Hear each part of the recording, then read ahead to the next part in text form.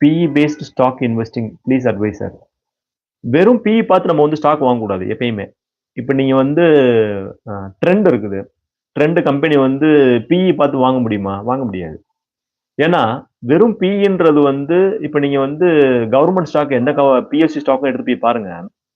இப்ப ஹெச்பிசிஎல்லோ இல்ல வந்து பிபிசிஎல்லோ அதனுடைய ஸ்டாக்கோட பிஇலாம் பார்த்தீங்க அப்படின்னா லெஸ் தென் 10.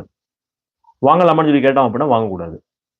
ஏன் அப்படின்னா பிஇக்கும் அந்த கம்பெனி குரோத்துக்கும் லிங்க் இருக்குது. இப்போ ஒரு கம்பெனி வந்து எப்படி வந்து வேல்யூ பண்ணி வாங்கணும் அப்படின்னா, வெறும் பிஇ மட்டும் பார்க்கக்கூடாது. அவங்களுடைய கம்பெனியுடைய குரோத் எவ்வளவு இருக்குது? Yearly year on year growth வந்து எந்த பெர்சன்டேஜ்ல குரோ ஆகுறாங்க? 10% குரோ ஆகுதா? 20% குரோ ஆகுதா? 30% குரோ ஆகுதா?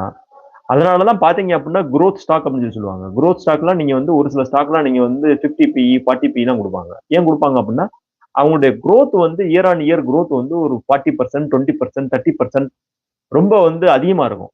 இப்ப இதுவே வந்து நீங்க வந்து ஸ்டேபிள் ஸ்டாக்லாம் போய் பாருங்க. லைக் நெஸ்லே, டிசிஎஸ், இன்ஃபோசிஸ் இவங்களுடைய குரோத் எல்லாம் ஐடிசி இவங்களுடைய குரோத்லாம் பார்த்தீங்க அப்படின்னா ரொம்ப ஸ்டேபிள் குரோத்தா இருக்கும். 8%, 9%. ஸோ பிஇ பார்த்து வந்து ஸ்டாக் வந்து வாங்குறது வந்து ஒன்லி பிஇ பார்த்து நீங்க வந்து ஸ்டாக் வாங்கக்கூடாது. எப்பயுமே பிஇயோட சேர்ந்து வந்து அதனுடைய குரோத் எப்படி இருக்குன்னு சொல்லி பார்த்துட்டு, அப்ப நம்ம ஸ்டாக் வாங்குறது வந்து பெஸ்ட்.